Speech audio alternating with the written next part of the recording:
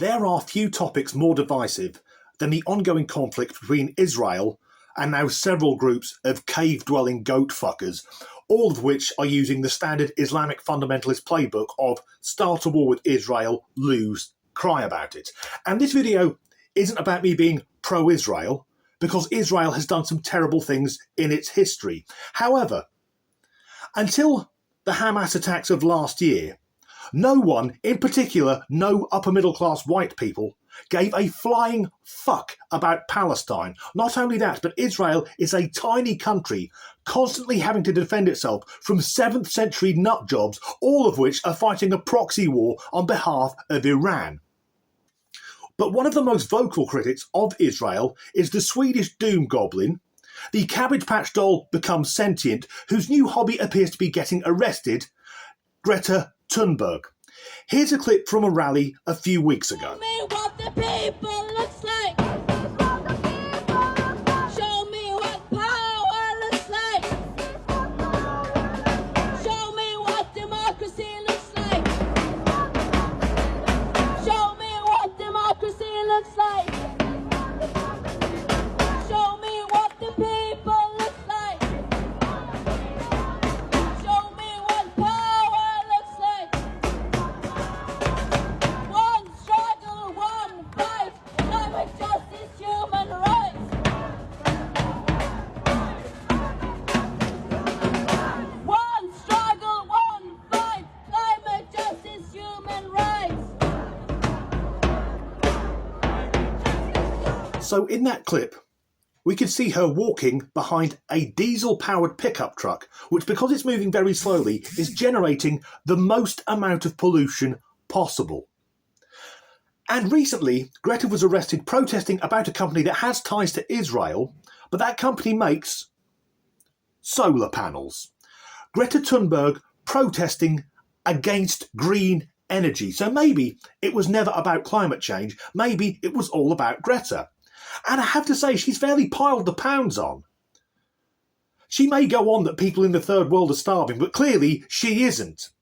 Even though now she appears to look like a ventriloquist dummy with severe autism.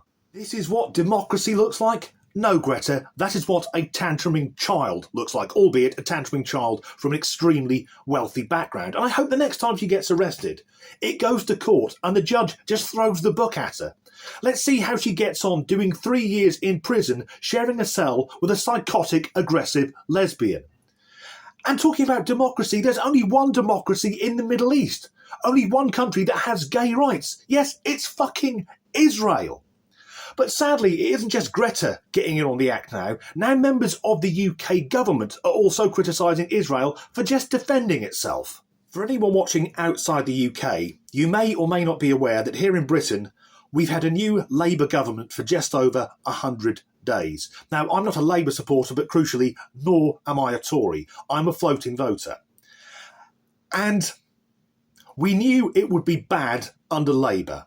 But I don't think anyone was prepared for how bad and how quickly things have got bad in this country, because Sir Keir Starmer, the Prime Minister, said this would be a government of service with an end to cronyism, and there wouldn't be any handouts taken. It now transpires that over the last 5 years, he's taken more free gifts than any other politician, and most of his front bench are being given very expensive things, apparently for no reason.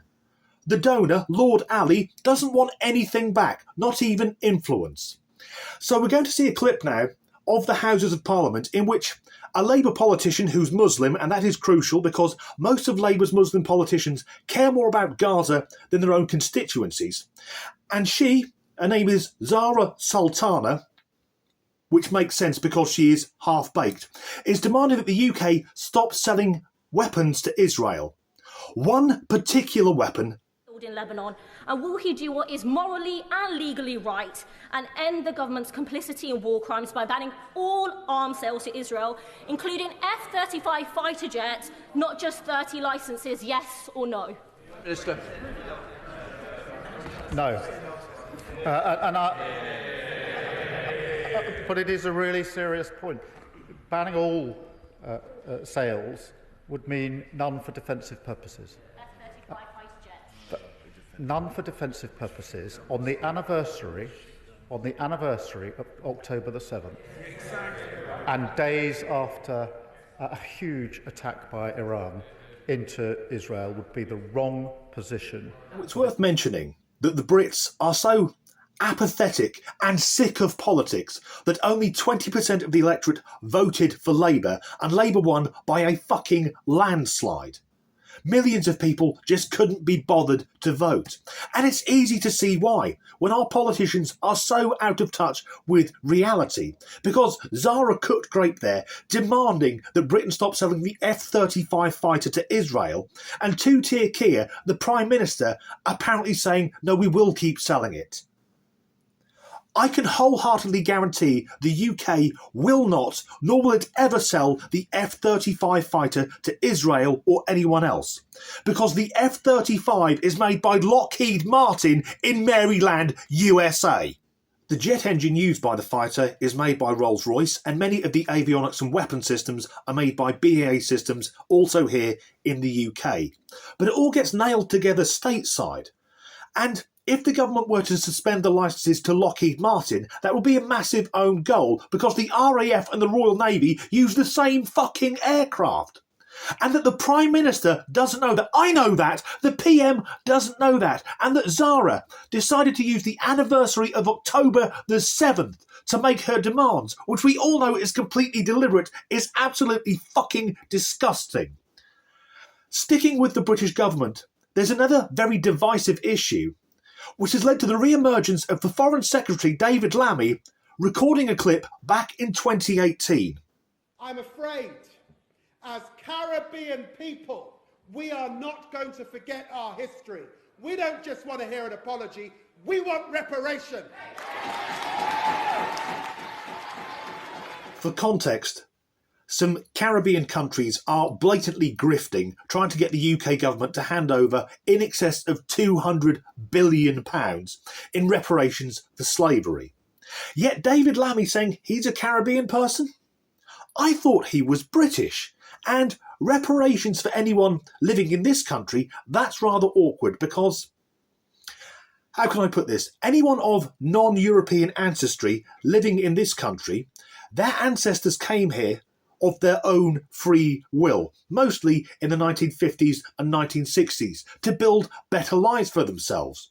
So if David Lammy wants to go to Jamaica, I'll pay for his fucking ticket if Lord Ali hasn't already. Yet I would say this, anyone born in this country who wants reparations, that's fine. But let's say someone has Nigerian ancestry. What they need to do in Disgruntled Danny's Britain would be they have to move to Nigeria, become a Nigerian citizen, and renounce their British passport. Then, and only then, could they be eligible for any form of reparations. Because, let's be blunt, the reason a lot of people don't leave this country is because the benefits here are extremely fucking good. But there's more to this than even David Mastermind Lammy can get his head around. We know that many people living in the Caribbean, their ancestors were from West Africa, taken as slaves against their will, and that is terrible. Yet, if we take Jamaica, life expectancy is 15 years longer than it is in West Africa. Not only that, the wages in Jamaica are 10 times higher. And I'd say, I think life is better in Jamaica, relaxing by the beach, than in West Africa, wondering if the starvation or the AIDS is going to kill you first. The starvation's bad because Greta's eaten everything. Not only that, when we come to slavery and reparations, where were the Americans and Europeans buying the slaves from anyway? From the Africans. So if Jamaica, anywhere in the Caribbean, wants some compo, sue Africa. Because something that isn't spoken about enough is who ended the transatlantic slave trade. Oh yes, it was the British. In fact, it was the Dahomey tribe in Africa who kept trying to keep the slave trade going until the Brits rocked up and shelled the shit out of them. Now, I'm aware that some people watching may be thinking I sound like a little Englander. Not only that, but I've also defended Israel's right to defend itself. But I'm actually a descendant of immigrants. Part of the reason I have the name Disgruntled Danny is because my surname is Scandinavian and ridiculous. Most people can't pronounce it, let alone spell it. Yet my ancestors, when they'd finished murdering their way around Scandinavia, they then settled in Holland for a few centuries before moving to England in the late 17th century. And what they did then was something which I believe would help all communities, in particular immigrant communities. They took up the values and standards of the country they had moved to and got along with the fucking locals. That's the end of this video. If you enjoyed it, please do like and subscribe if you haven't already, and as ever, thanks for watching. There are a few issues as divisive as the current war between Israel and several groups of cave-dwelling goat fuckers, and well, bollocks to it already. Our own constituency.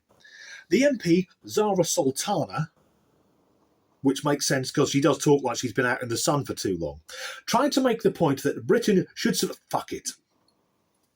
I think before moving on, it's worth saying that only 20% of the electorate voted for the Labour Party, and Labour won by an absolute landslide. That's how sick most fucking hell.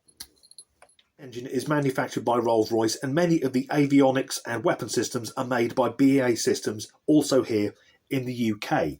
Yet it all gets nailed together stateside, and it would fucked it up.